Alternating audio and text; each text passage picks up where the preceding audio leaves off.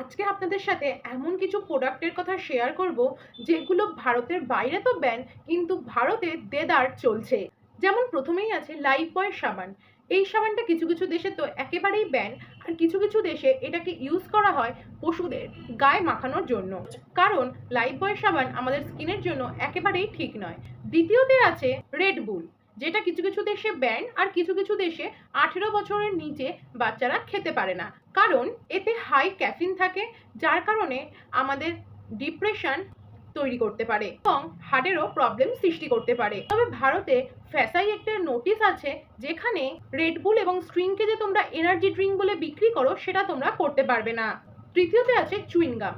ভারতের লোকেরা তো চুইনগাম চিবানোর পরে সেটাকে থুতু মনে করে যেখানে সেখানে ফেলে দেয়, কিন্তু সিঙ্গাপুরে এই জিনিসটা ব্যান, যাতে রাস্তাঘাট পরিষ্কার থাকে। চতুর্থতে আছে এভারেস্ট এবং এমডিএইচ মশলা। 2024 সালে সিঙ্গাপুর, হংকং এবং নেপাল এই কোম্পানির কিছু কিছু মশলাকে একেবারেই ব্যান করে দিয়েছিল, কারণ এতে লিমিটের বাইরে ইথিলিন অক্সাইড পাওয়া গেছিল এবং এই ধরনের মশলার রেগুলার ইউজ করলে ক্যান্সারের রিস্ক বেড়ে যেতে পারে।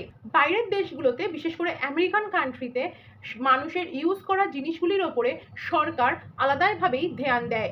ভালো করে সেটাকে টেস্ট করা হয়, তারপর সেটা মার্কেটে বার হয়। কিন্তু এই জিনিসটা কি আমাদের ভারতে হয়? আপনারা এই বিচার করে কমেন্টে জানান।